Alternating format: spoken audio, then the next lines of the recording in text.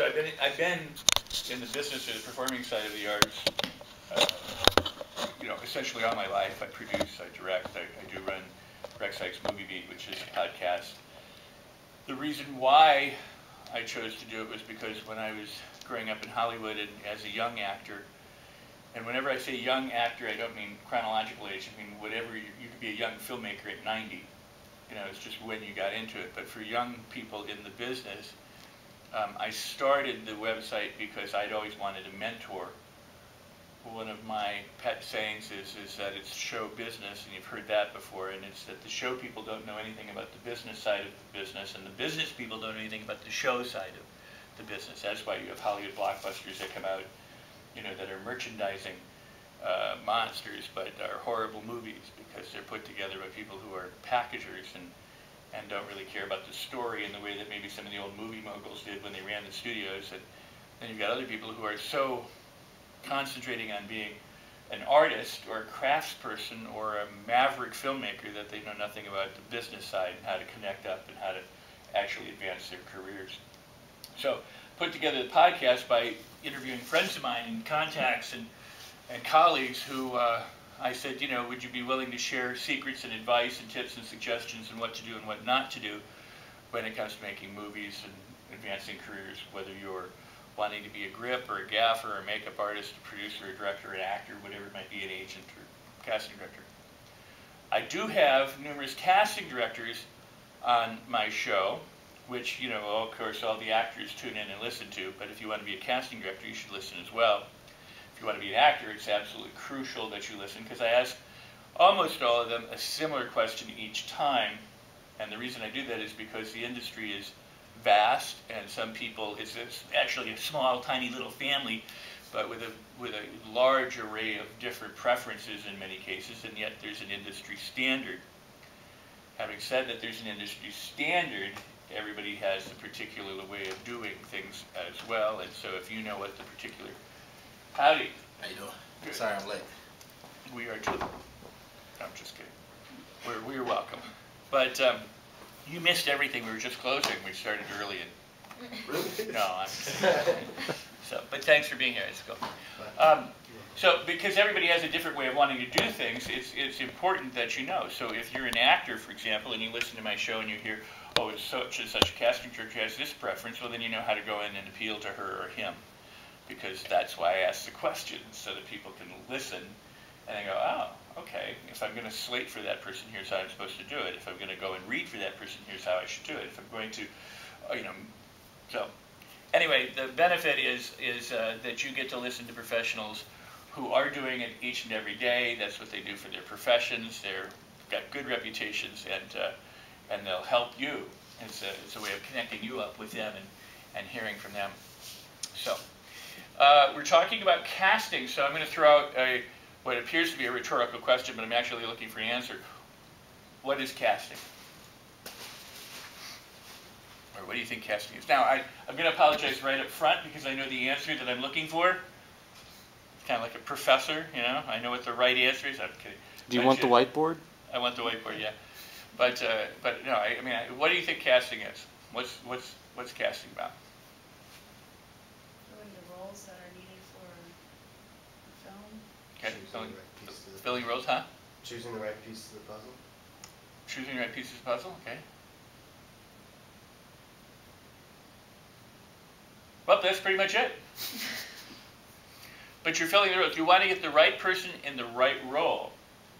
And while that sounds, or should sound obvious, it's not always that easy. All right, what is your responsibility as a filmmaker, producer, or director when it comes to casting? To explain to the casting directors what you want. Okay, yeah, at one level, absolutely. Explain to the casting directors what you don't want. Okay, yeah, partly.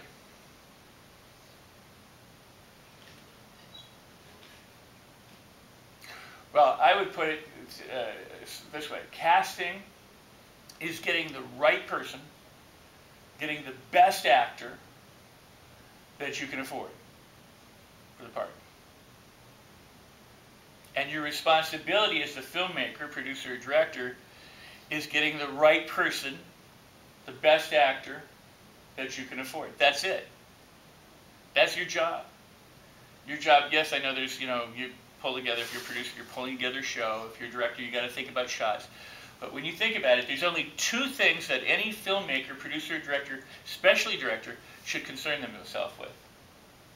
Do I have a good story? And not just a good story. Do I have a great story? Is it something that I am so excited about doing that it can't not be made?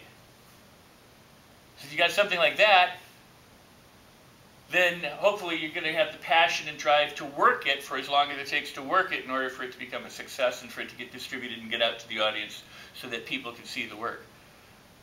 But your job is to have, as a filmmaker, is to have an incredible story and an incredible cast. Forget your shots, forget your sound, for just temporarily, forget all the special effects.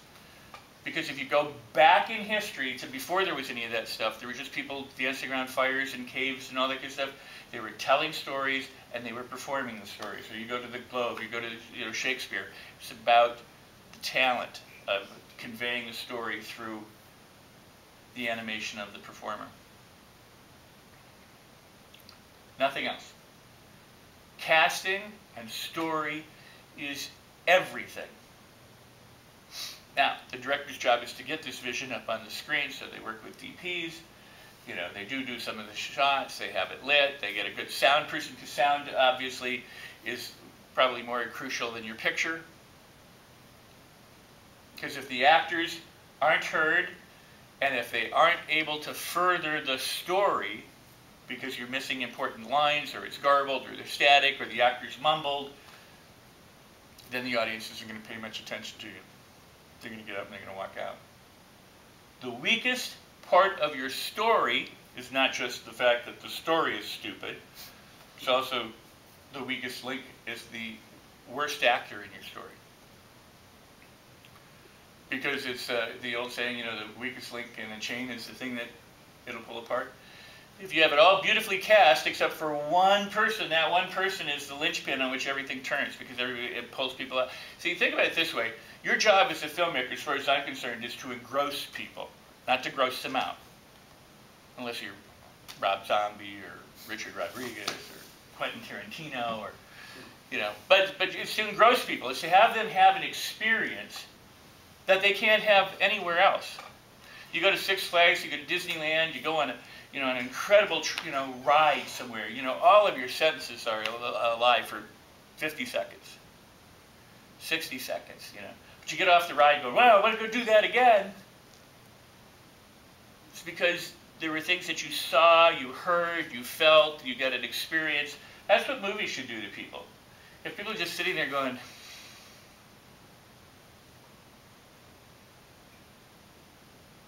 what do you accomplish? And if that's how you approach your own material, then what do you accomplish? So if you're out looking for material, or if you're writing material, find the best that you can find. Make it something that, you little drool comes out of your mouth when you think about it. You're like, ooh, I gotta do this. I want that. This is cool. And then fill it with the right people. Now, who's the right people? Who's the best actor you can afford? I'm going to tell you my pet peeve right off the bat. There's nothing that gets me more upset than to go through Craigslist and see somebody go casting. No experience necessary. I know what they're trying to say. They're saying, I don't have any money. Oh, I'm making a movie. So I'm going to get anybody, and you don't have to have ever done it before. Come on in. Now, you could find some incredible talent that way, but not very likely.